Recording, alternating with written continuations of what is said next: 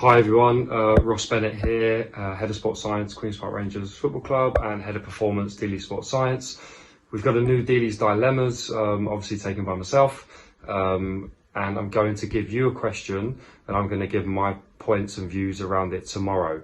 So the topic we're going to speak about today, and I want you to come back wherever you can on the groups, is around defending as an individual and defending as a unit, and specifically talking around, I made a few points around especially what I see in Gaelic sports, around people going man for man all over the park. So in reference to people man marking when needed, people when you're not first defender, what do? How do you defend as a unit? How do you defend as a defender when you're furthest away from the ball? And as you get closer to the ball, how does that affect you defending in terms of your man and the space?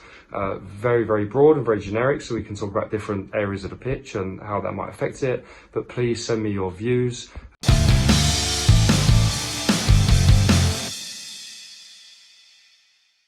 Okay, so welcome to this episode of Deely Dilemmas, where we're going to be talking about defending as an individual, defending as a unit. And I think Kieran put up a clip of a goal that Tyrone conceded, where the attacker scored, literally broke his man 30 yards from goal and ended up running straight into the goal.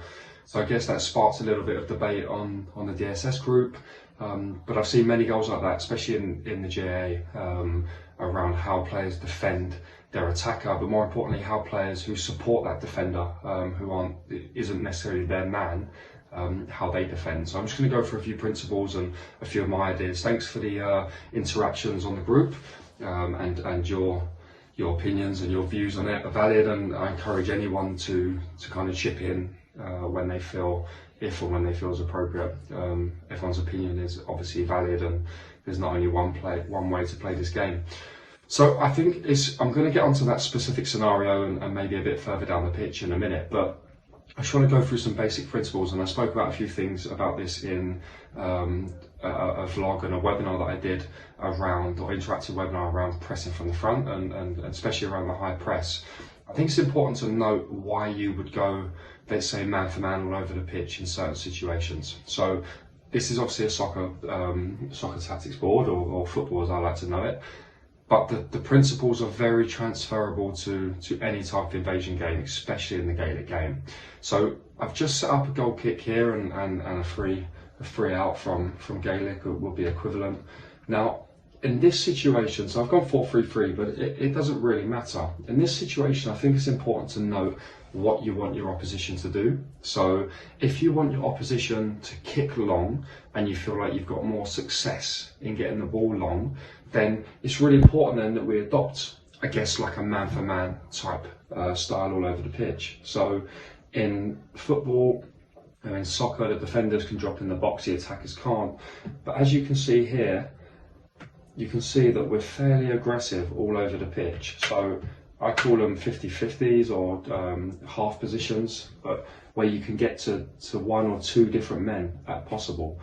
But essentially this type of setup would enable or would force your opposition to go long. Even if they bounce it into this player, everyone would jump. So you'd have the centre forward cutting off the line, you'd have the wide player going to the ball, you'd have fullback coming round, you'd have everybody coming round and essentially marking man for man. You'd have this fullback tucking round and maybe leaving this furthest one away, but you're forcing the kick to go long. So it's really important that we understand that if we do want players, especially higher up in the pitch, if we do want the other team to go longer and we feel like we can dominate in soccer with our centre halves coming through head the ball of our midfielders, but in Gaelic if our midfielders are very strong catching high ball, then you might adopt this aggressive high press. Obviously in Gaelic there's no offside, so they can stretch the pitch a bit more. But that's a situation where I think going man for man all over the pitch from a dead ball situation is really important. All right, so I'm not saying that you don't ever go man for man. I think you put yourself in an aggressive position if you want the opposition to kick long. Now, if you don't want them to kick long and you feel like you can maybe set a trap or get the ball back in a certain way, then obviously then you're dropping off and you're allowing certain people to have the ball. So whether you want this centre half to carry the ball, and then we're going to jump, whether you want to invite the ball into midfield and then we're going to jump higher, that's no problem, but you just have to think about the triggers and think about your positioning to enable the team to do, the opposition team to do what you think is going to get you success out of possession. All right, so that was number one. I just wanted to recap that because that's quite important as well. I'm just gonna move it back and try to set up this similar situation that I guess the equivalent in the Gaelic sense. All right, obviously the pitch is a bit more stretched. So let's say the pitch is quite stretched. It's a counter attack, or the ball's gone back to front, and somebody here has the ball with time and space. So let's say that's a midfielder. Let's put a forward 3 in. Let's have some midfielders squeeze up the pitch. That's a fullback's going on a bit high. So let's get our midfielders in here. Just some basic principles that I saw. So I think quite often, especially in the Gaelic, everyone becomes obsessed with their man scoring. And which is obviously a very, very good way to look at things in terms of personal battle and ensuring that you're doing your job defensively. But I think that you can't rely on a defender to keep an attacker out all the time. It's not going to happen, especially in Gaelic when you can run with the ball in your hands. Yes, you have to hop and solo every 4 steps, I understand that. But there's going to be more times when a defender gets beat. So it's really important that we have these certain principles in play. That, for example, in this situation, for me, the danger is always the middle of the pitch, right? So even if we have wide players out here, if we're playing a back 4 or we're playing a back 3 or a back 5, you stay nice and narrow. So you don't necessarily go and mark your man for man, because the person here who's creating width for the other team, which is a key principle to try and stretch the other team, the important is to protect the middle of the pitch. Same in this situation. So this red's on the ball here. This central midfielder now has to provide cover. So he's not going to go man for that, and that's what I see too much in the game. Because what happens is he skips by, or she skips by the defender, and they've got an easy run to the centre of the goal. So have a look at this. He has to drop off, or she has to drop off, and this is what we're talking about. So I spoke a lot about job and a half on the group, right? That job and a half position there, this person probably comes back. He needs to be ball high, this midfielder, so that he or she can assist as well. The front has to be back, but let's not worry too much about them. If this player skips past this one, which can happen through a bit of individual brilliance, a bit of physical ability and running with the ball, a bit of poor defending, timing of defending, etc., then this player is then in a position to be able to affect this player. Now, you might say, okay, well, he's just going to pop it to the spare man. But then what happens is it's the angle of approach. So the angle of approach curves the run so that you try and force him this way or force her that way, and you've got a chance to win the ball back. And whilst you're doing that, and you think about your key defensive principles, delay is a massive one for me, especially on a counter attack, because it enables this player maybe to get back in and recover. So job and a half, yeah, really, really important. Now, as you break through and you get through the line of defence, I'm just going to manufacture a situation here. Forget about these ones at the top. I'm just going to manufacture, let's say a back 2, and this player's been beat here. So we're man for man here. The spare man's been beat for whatever reason, high up the pitch, okay? And this probably simulates in the Gaelic world a bit more. 3v3, which can happen in a game. It's not ideal. You always want to try and get a spare man, but it can happen. 3v3. Now, these are marking these players. I see it all the time. So look, these are only worried about their own players. Again, what happens is, especially when you're close to the goal, they go past.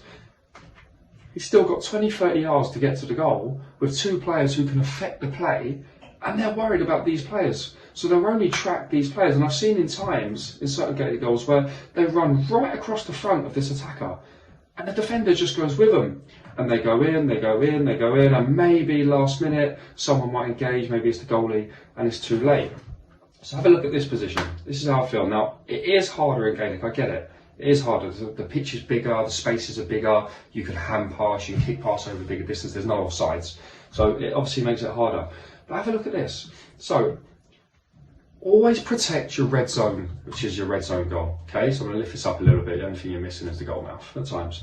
Always protect your red zone goal. So these positions, again, get yourself central.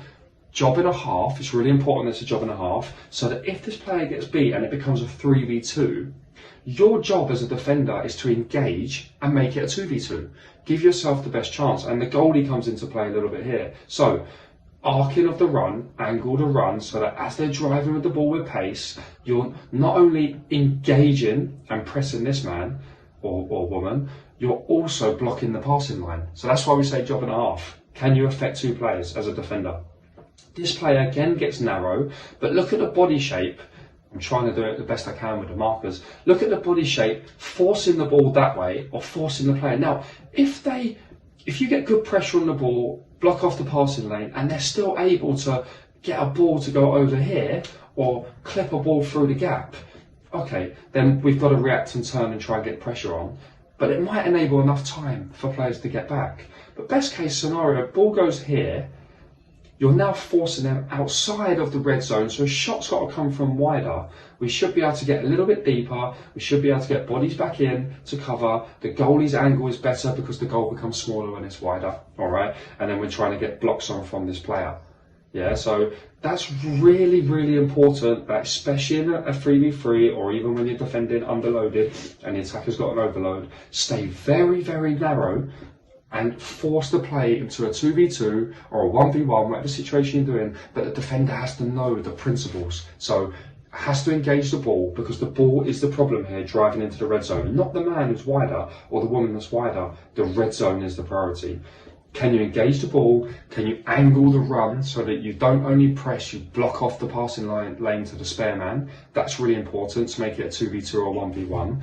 And can you delay, deny, get them outside the red zone, try and get recoveries back? And if you're in an underloaded situation, it's probably inevitable that a shot's going to happen, but can you ensure the shot comes outside the red zone so that the keeper has more of a chance of narrowing that angle to save it?